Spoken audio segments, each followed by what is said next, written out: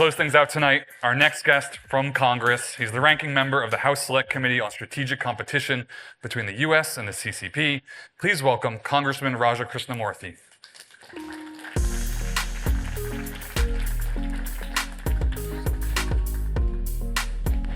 Thanks for being here.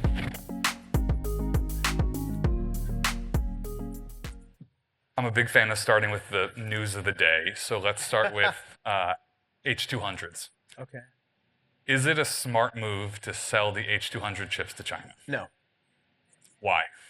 I think that we are putting ourselves at risk by basically assisting the CCP with their military modernization and the perpetration of human rights abuses by selling these highest end chips, which kind of power their AI models, whether it's in hypersonic missiles or facial recognition algorithms used to go after the Uyghurs, Tibetans, Hong Kongers, or other dissidents. And so there are proponents of this deal who argue already that... Rhymes with Schmenson Schwang. We'll get to that. They argue that if China is already making AI advances, and those are significant, they might as well do it on top of the American stack. I'm going to guess you disagree with that take, but your thoughts? They're making the Chinese stack, okay? They're making the Chinese stack. They want to kill NVIDIA. That is their operating approach, okay? So why hand them the murder weapon, okay? We should be very clear-eyed about the CCP's economic playbook. It applies to every single area of the economy, from steel to paper to glass, to solar panels, to batteries, to automobiles, and now semiconductors. Semiconductors, interestingly, are the main choke point for the CCP. They have, despite being having invested hundreds of billions, maybe trillions, I don't know how much money they've put into this program, they still have not been able to come up with the world's leading chips. Do you think that plays into their Taiwan calculus at all? A little bit, although it becomes dicey when you start trying to invade or attack the very place that has the technology that you seek to exploit for your future benefit. But they haven't been able to get there. So now we are basically just handing it to them, which makes no sense. Do you think they'll want to buy them, even though they are on a bit of a self-sufficiency drive? Or is that kind of like, let's see what these guys are working Oh, yeah. Are you kidding me? Of course. They'll buy them. I think that they have their own vetting process they're going through right now, which I think is a little bit of a kabuki dance.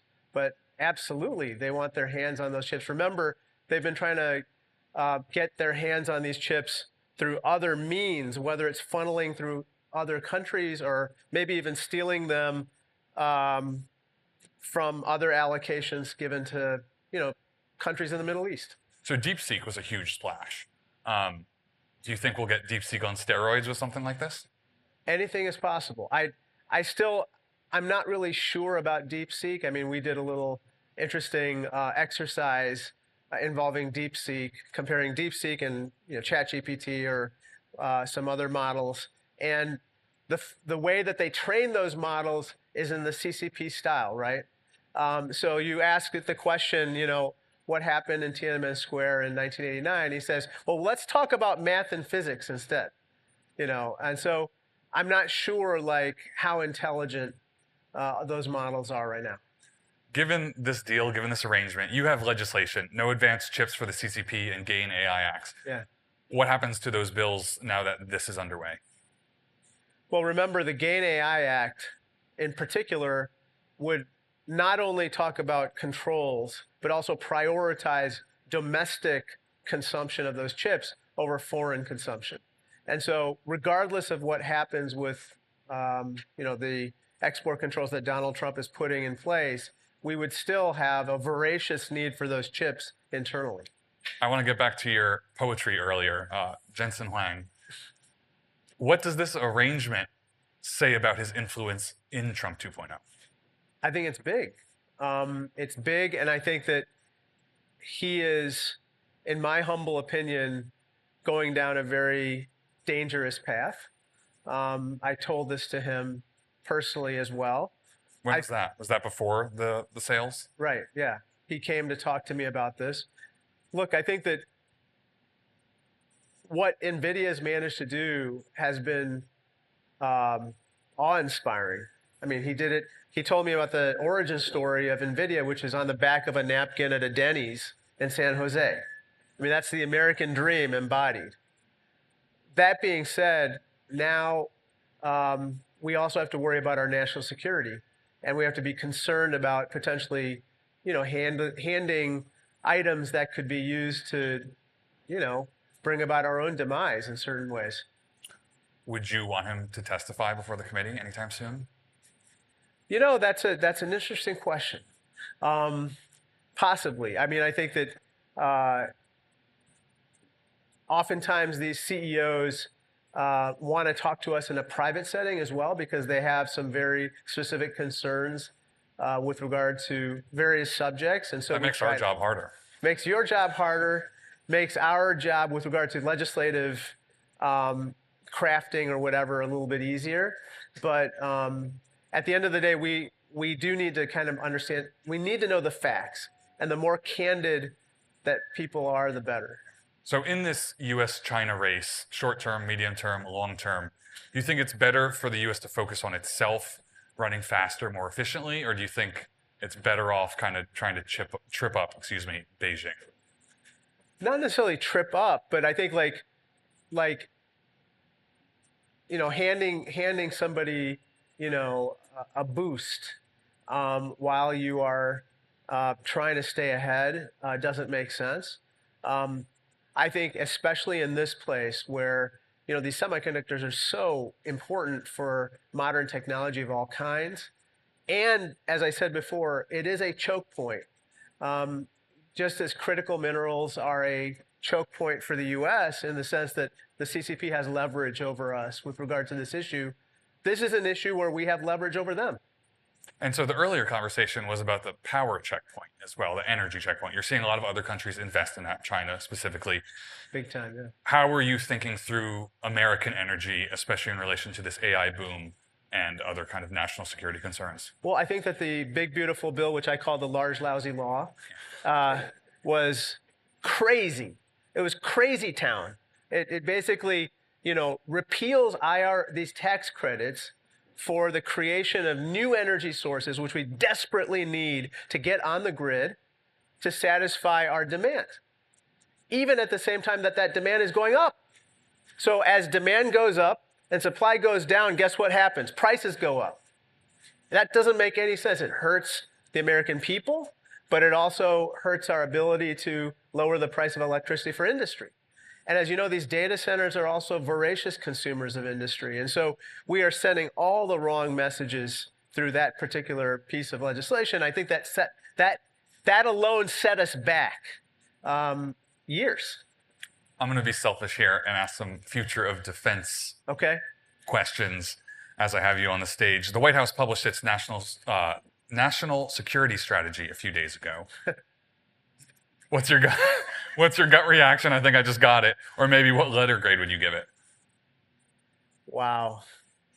I don't know, man. It's just such a, it seems so, I don't know, kind of sophomoric, like something that came out of a MAGA, political journal, as opposed to kind of a thoughtful, clear-eyed view of our challenges in the world and what we need to do to address those challenges.